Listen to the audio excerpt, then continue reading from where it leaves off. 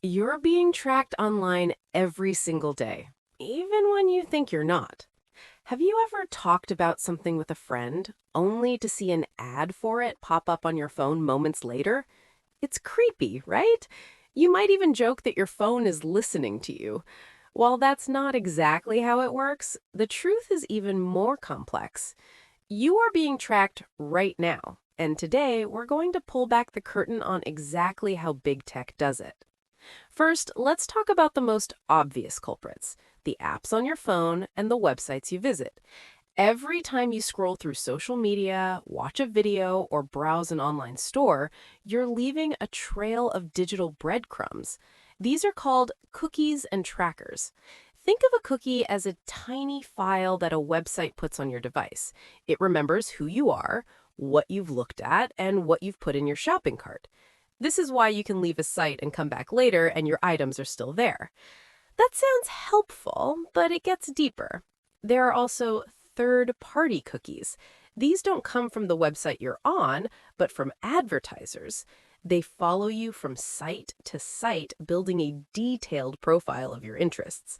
So if you look at hiking boots on one site, then check the weather on another, an ad for those same hiking boots might follow you. It's like a digital salesperson shadowing you across the entire internet. They know your hobbies, your shopping habits, and even your potential travel plans. Then there's your smartphone, a treasure trove of personal data. Your phone's unique advertising ID is a key tool for trackers. Apps can use this ID to see what other apps you have, how often you use them, and for how long. They combine this with your location data, which is often more precise than you think. You might give an app permission to see your location for a weather forecast, but that data can be collected and sold, revealing where you live, where you work, and the places you visit frequently. Over time, this creates a surprisingly detailed map of your life.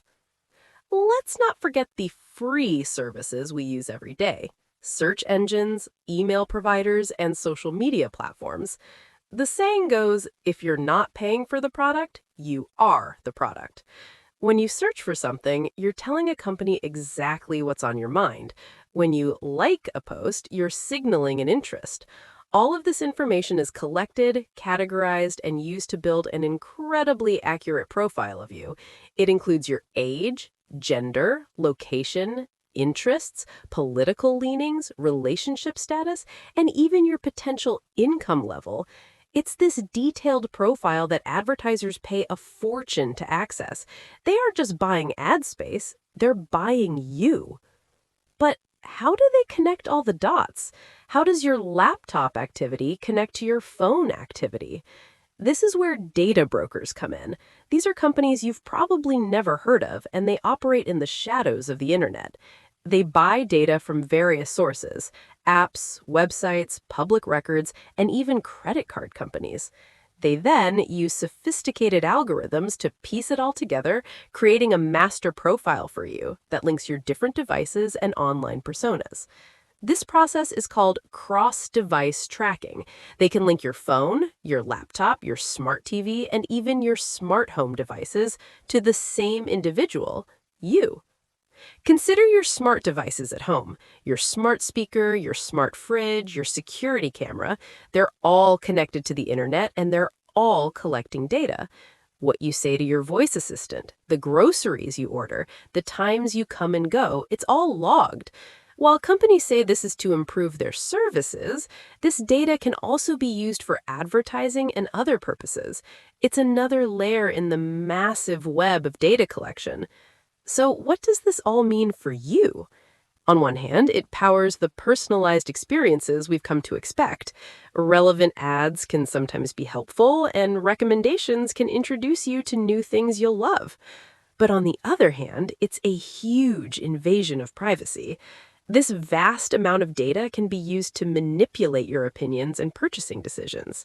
In a worst case scenario, if this data falls into the wrong hands through a data breach, it can lead to serious consequences. Now, it's not all doom and gloom. There are steps you can take to reclaim some of your digital privacy. First, dive into your phone settings. On both iPhone and Android, you can limit ad tracking. On an iPhone, go to Settings, then Privacy and Security, then Tracking, and you can turn off Allow apps to request to track. On Android, the path is usually in your Google settings under Ads, where you can delete your advertising ID. Next, be mindful of app permissions. Does that simple game really need access to your contacts and location? If it's not essential for the app to function, deny the permission. Regularly review the permissions you've granted to your apps and revoke any that seem unnecessary. Use privacy focused web browsers that automatically block trackers and third party cookies. Browsers like Brave or DuckDuckGo are built with privacy in mind from the ground up. You can also install privacy extensions on your current browser, like uBlock Origin or Privacy Badger. When you're on a website, look for the cookie consent banner. Don't just click Accept All. Take a moment to go into the settings and reject everything that isn't strictly necessary for the site to work. It takes an extra few seconds, but it makes a big difference. Also, consider using a virtual private network or VPN. A VPN encrypts your internet connection and masks your IP address, which is like your home address online. This makes it much harder for websites and your internet service provider to track your online activity. Finally, think twice about the information you share voluntarily. Every quiz you take on social media, every survey you fill out for a discount, it's often just another way to collect more data about you. Be selective about what you share and with whom. The digital world is built on data, and our data is incredibly valuable.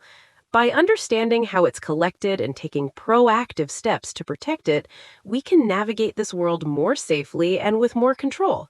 It's not about going completely off the grid. It's about making informed choices. Your digital life is your life, and you deserve to have control over it. Thanks for watching, and if you found this helpful, be sure to like and subscribe for more content that empowers you in the digital age. Stay safe out there.